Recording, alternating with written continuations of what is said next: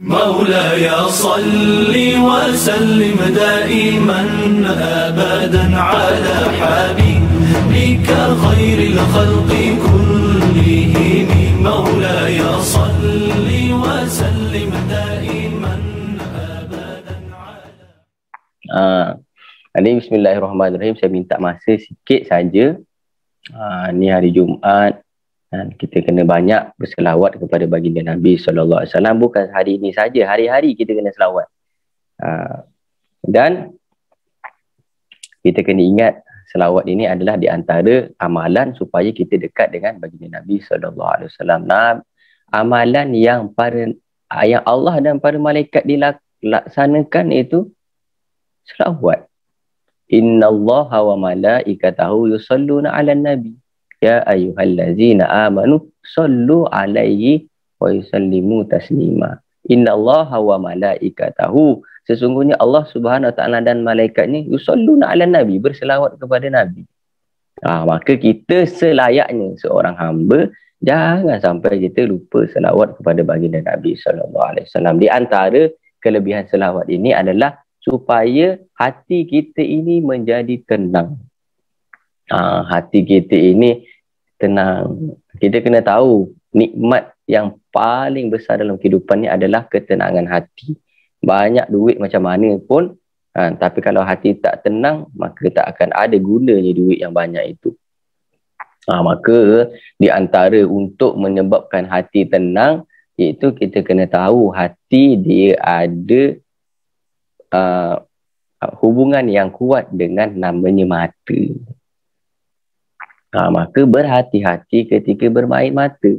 Jika anda selalu bermain mata, maka nanti akan jatuh cinta. Pujangga mengatakan seperti itu. Maksud dia, apa? Kalau orang itu, dia selalu melihat, maka itu yang akan masuk ke dalam hati dia, betul? Cuba awak bayangkan, dunia ni besar ke kecil? Tetapi dunia yang begitu besar ni boleh masuk ke dalam hati manusia disebabkan apa? Disebabkan dia tengok. Dia tahu, LV, macam-macam. Jadi sebab pandangan, maka akan memasukkan sesuatu yang dipandang itu ke dalam hati. Maka sebab itulah penting apabila kita ingin melihat, maka kita melihat dengan ilmu dan fikiran. Berfikir dulu kita nak tengok apa. Sebab apa dia nak beli ni? Sebab dia tengok. Bila dia tengok, masuk dalam hati. Apabila masuk dalam hati, untuk menguatkan perkara yang dalam hati itu, disambung dengan yang namanya pembicaraan. Hari-hari dia cerita. Ni beli ni, ni beli ni, tengok ni. Power ni. Bila dia tengok, masuk dalam hati, diceritakan, maka benda tu wujud. Faham? Jadi dalam bab mata sendiri, Allah Subhanahu wa taala bagi Allah Subhanahu wa taala bagi nas yang begitu khusus, yang sangat khusus.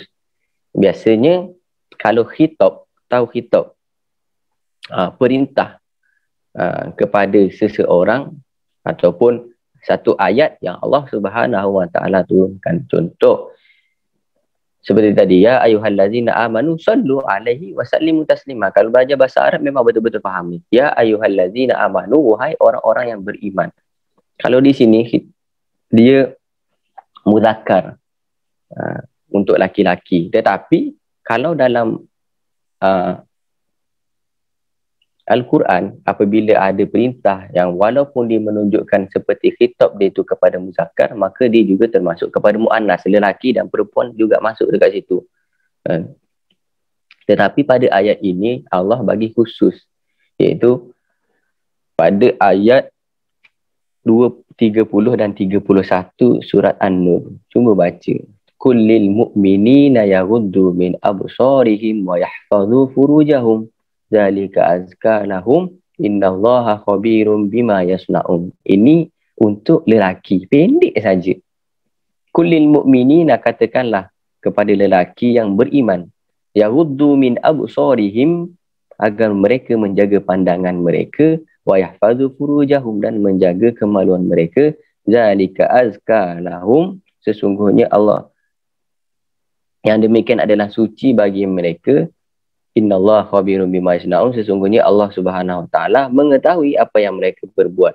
Selepas itu ayat 31 Allah berfirman lagi, kul wa kullil mu'minati yaghdudna min absarihinna wa yahfazna furujahunna. Panjang sekali.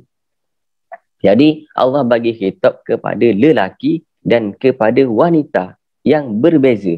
Ini menunjukkan bahawasanya perkara mata ini adalah satu perkara yang sangat-sangat perlu kita jaga. Sebab mata akan mempengaruhi anggota badan kita. Faham? Jadi sebab apa kita tengok ada ke orang buta dibuat konsert, ataupun orang buta masuk kelab malam berjoget-joget? Ada? Tak ada. Sebab dia tak nampak benda tu. Tapi orang yang Allah Subhanahu wa taala berikan anugerah amanah mata ini, kenapa dia malah menggunakan matanya ini untuk melakukan kemaksiatan dan melanggar kepada perintah Allah Subhanahu wa taala. Jadi sama-sama kita cuba gunakan mata kita sesuai dengan perintah Allah Subhanahu wa taala. Dia ada kaitan hubungan yang kuat dengan hablum minan nas. Pandangan mata ni macam kita kata ustaz suruh hablum minan nas, sayang kepada manusia. Hablum minallah, sayang kepada Allah. Kalau nak sayang kepada Allah, kena sayang kepada manusia. Macam mana kalau nak sayang kalau tak tengok? Tengoklah dari segi syar'i. Guru saya selalu pesan kepada yang belum kahwin ataupun yang dah lama kahwin, kalau kamu nak keluarga kamu sakinah mawaddah warahmah, maka kamu pandanglah hanya orang yang halal untuk kamu. Maka kamu tidak akan rasa kekurangan di dalam memandang orang yang pasangan kamu. Ini penting. Maksudnya mata. Faham?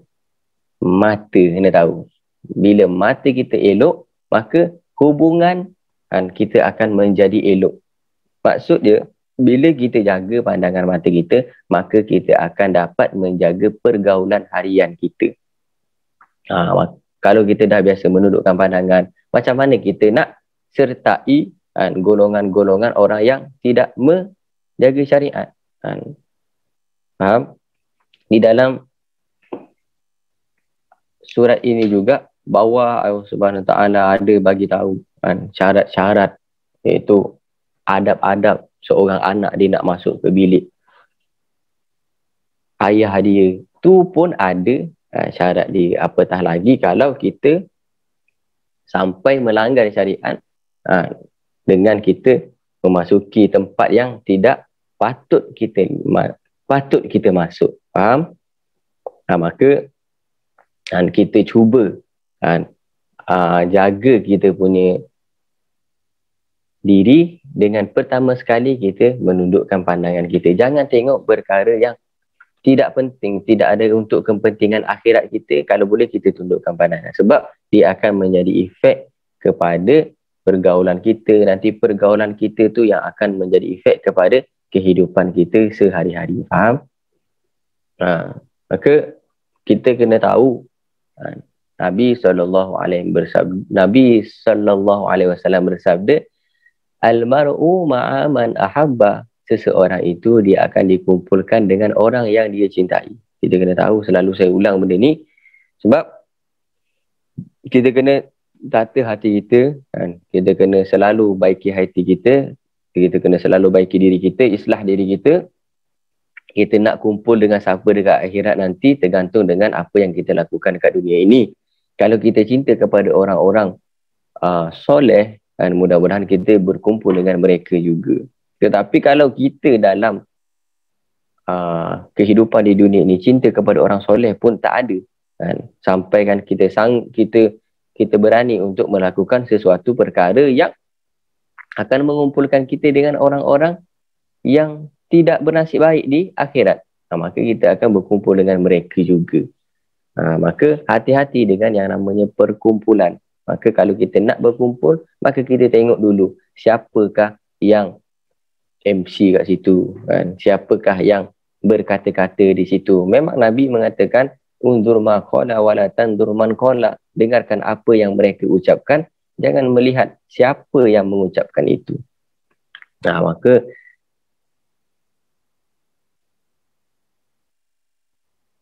jagalah yang namanya pandangan. Pandangan ini satu benda yang sangat-sangat penting dan ini adalah amanah dari Allah Subhanahu Wa Taala. Kalau kita tak dapat untuk menghindari, paling tak pun kita cuba untuk menghindari. Faham? Kita tengok sekadar untuk hajat sahaja, keperluan sahaja. Mungkin ada kerja dengan ni, kita tengok. Faham? Ada yang nak tanya? Ni baca doa.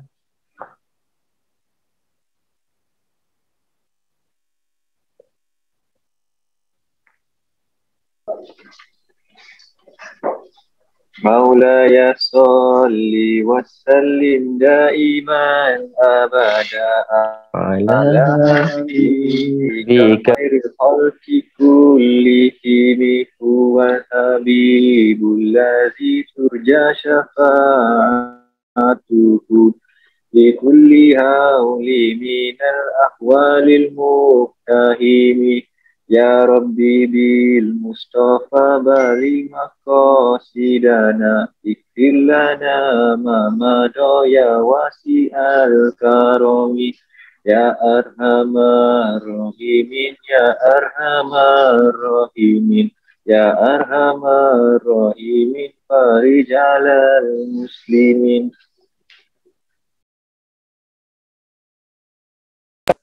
Habiskanlah ni, habiskan. Bismillahirrahmanirrahim.